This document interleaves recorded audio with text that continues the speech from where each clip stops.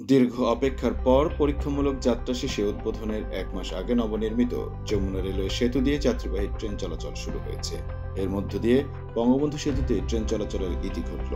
বুধবার ১২ ফেব্রুয়ারি সকাল ৭টায় রাজশাহী থেকে ছেড়ে আসা সিল্ক সিটি এক্সপ্রেস ট্রেনটি সকাল ১০টায় এই সেতু পাড়ি দেয়। পর্যায়ক্রমে শিডিউল অনুযায়ী বাকি ট্রেনগুলো চলাচলের কথা রয়েছে। রেল সেতুতে দুটি লাইন থাকলেও প্রথম একটি লাইন দিয়েই উভয় দিকে ট্রেন চলাচল শুরু হয়েছে। আপাতত একটি লাইন উভয় দিকে ট্রেন চলবে।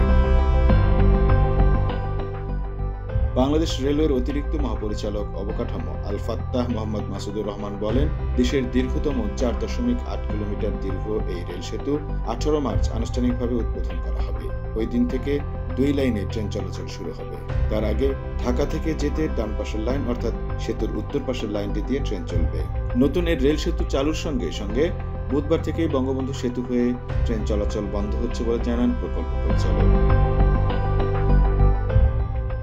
১৯৯৮ সালে যমুনা নদীর ওপর নির্মিত সেতু চালু হওয়ার পরে ঢাকার সঙ্গে উত্তর পশ্চিমাঞ্চলের রেল যোগাযোগ স্থাপিত হয়। তবে ২০০৮ সালে সেতুটিতে ফাটল দেখা দেওয়ায় ট্রেনের গতি কমিয়ে দেওয়া হয়। বর্তমানে প্রতিদিন প্রায় ৩৮টি ট্রেন ঘন্টায় ২০ কিলোমিটার গতিতে সেতু পারাপার হচ্ছে।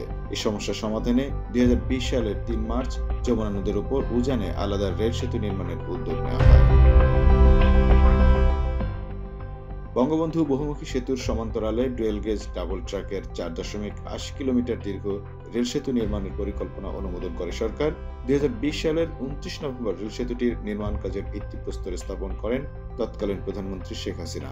এরপর ২০২১ সালের মার্চে রেল সেতুর পিলার নির্মাণে পাইলিংয়ের কাজ শুরু হয়। প্রথমে প্রকল্পটির নির্মাণ ব্যয় ৯,৭৩৪ কোটি ৭ লাখ টাকা নির্ধারিত হলেও পরে তা ১৬,৭৮০ কোটি ৯৬ লাখ টাকায় উন্নীত হয়েছে।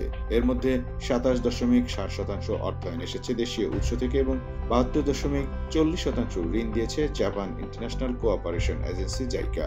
দেশের বৃহত্তর এই রেল সেতুর নির্মাণ কাজ বাস্তবায়ন করছে জাপান কোম্পানি ওটিজি ও আইএইচআই।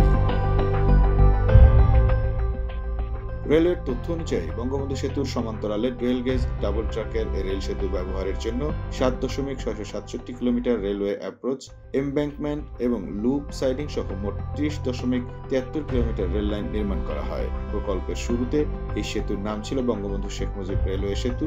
অন্তর্বর্তী সরকার দায়িত্ব নেওয়ার পর গত বছরের ডিসেম্বরে সেতুর নাম পাল্টে যমুনা রেল সেতু রাখা হয়। Mahmud Mahfuz, time news desk.